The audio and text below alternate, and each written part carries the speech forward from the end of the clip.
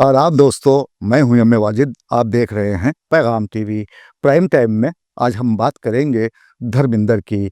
हिंदी फिल्मों के मशहूर और मारूफ अदाकार धर्मिंदर अब हमारे दरमियान नहीं।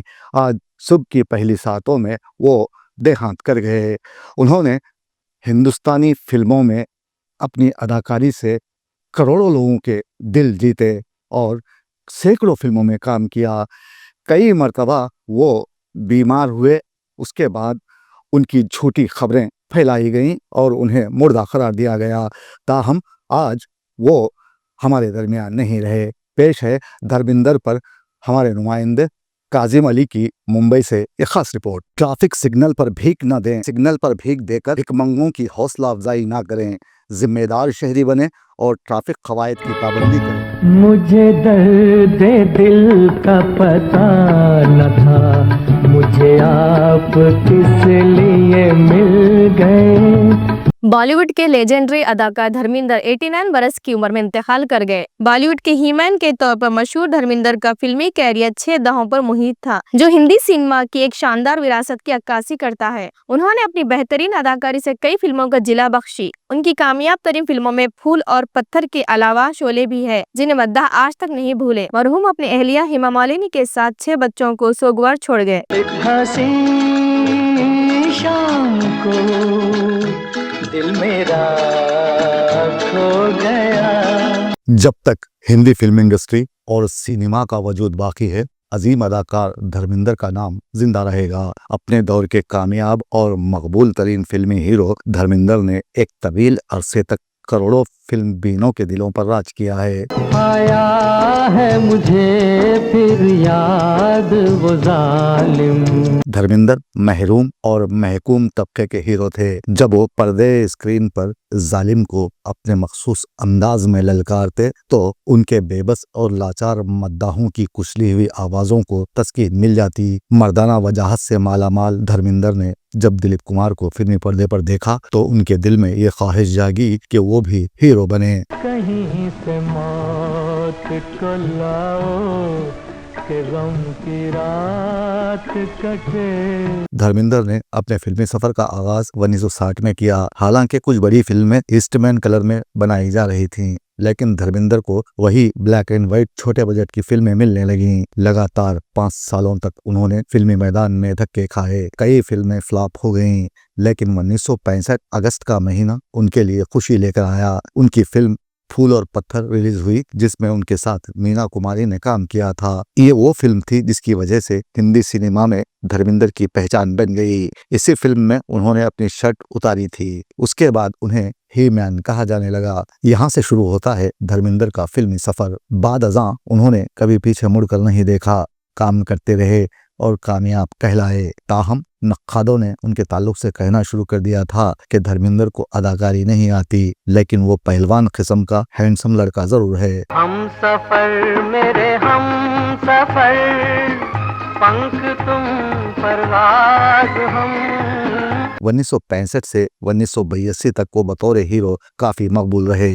मुसलसल 17 सालों तक उनकी कई फिल्में सुपरहिट रहीं। सन 1983 में आई उनकी फिल्म नौकर बीविका के बाद उनके नाम का सितारा डगमगाने लगा। धीरे धीरे उनकी फिल्में नाकाम होती रहीं। धर्मिंदर दिलीप कुमार को अपना उस्ताद मानते थे। फिल्म बनाने वाले धर्मिंदर को जहन में रखते हुए कहानी लिखा करते थे। उनकी फिल्मों में एक्शन के अलावा अच्छी कहानी और बेहतरीन गीत होते थे। सन 1975 में आई उनकी फिल्म शोले हमेशा याद रखी जाएगी, जिसमें अमिताभ बच्चन ने उनके साथ स्क्रीन शेयर किया था।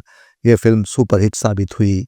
यही वो फिल्म थी जिसके बाद मल्टी स्टार फिल्में बनने लगीं। या दिल की सुनो दुनिया वालों। धर्मिंदर ने अपने फनी करियर में दर्जनों मरकजी किरदार अदा किए। उन्होंने फन अदाकारी का जो उस्लूब मुतारुफ करवाया वो बाद में आने वाले अदाकारों की मजबूरी बन गया। आप देख सकते हैं सुपरस्टार सलमान खान की अदाकारी में धर्मिंदर की झलक साफ दिखाई देती है। क्या ढूंढती रहती है ये आँखें मुझ में।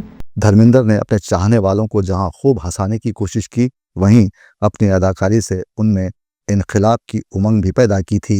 तुम्हें जिंदगी के उजाले मुबारक अंधेरे हमें आज रास आ गए हैं। हमेशा हंसते मुस्कुराते रहने वाले धर्मिंदर एक अच्छे और बासलाहियत अदाकार के अलावा अच्छी शख्सियत के मालिक थे। यही है तमन्ना तेरे दर के सामने। धर्मिंदर ने अपनी जिंदगी में 2 शादियां की थीं। उनकी पहली बीवी का नाम प्रकाश कौर था।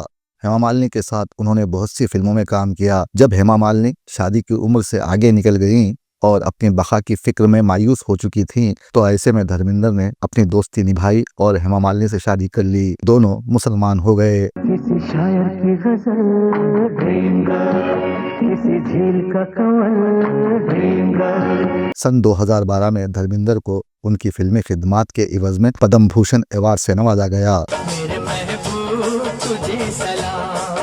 धर्मिंदर एक सच्चे इंसान थे जिन्होंने बतौर एक्टर प्रोड्यूसर नाम कमाया, लेकिन इस बात का इजहार भी किया कि जब वो सरगर्म सियासत में दाखिल हुए और बीजेपी पार्टी से मुंसलिक हुए तो उनकी मकबूलियत का गिराफ गिरता चला गया। इसी वजह से उन्होंने फैसला किया कि वो बीजेपी से दूरी इख्तियार कर लेंगे और उन्होंने बीजेपी छोड़ दी।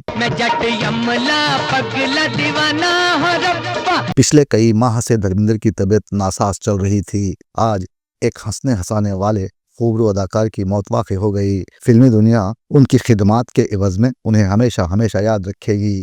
पैगाम टीवी इस गम की घड़ी में उनके खानदान से इजहार एगानगत पेश करता है।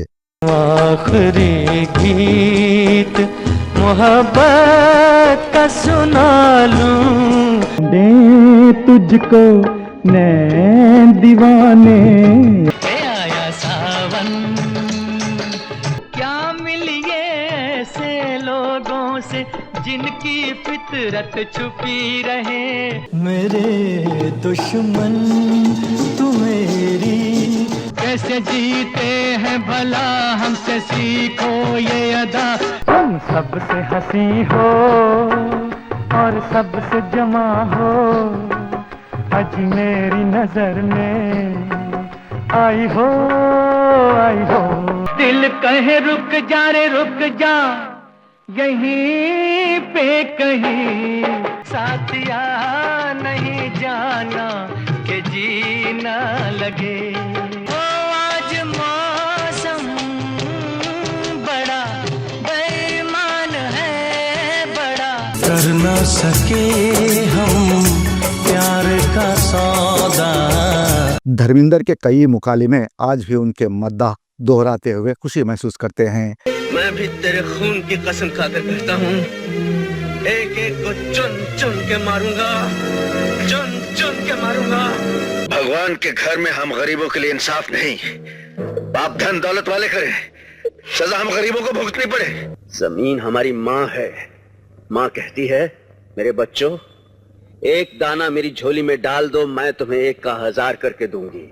ये तूफान तो सो रहा था अमन के बादलों को अपना तकिया बनाकर। तुम्हारी ये गोली लोहे के शरीर के पार नहीं जा सकती। तुमसे बना मेरा जीवन सुंदर सपन सलोना, तुम मुझसे खफा न होना। कई हिंदुस्तानी न्यूज़ चैनल्स ने धर्मिंदर को वक्त से पहले मार दिया, लेकिन उनकी सांसें चलती रहीं। कई मर्तबा मौत को शिकस्त से दोचार करने वाले धर्मिंदर आज यानी 24 नवंबर बरोज़ पीर इस दुनिया से चल बसे। उनकी फिल्में उन्हें हमेशा हमेशा याद रखने के लिए काफ़ी हैं। मैं हूँ गरम धरम कैसी शर्म, मैं हूँ गरम। पैगाम टीवी, आवाज़ आपकी।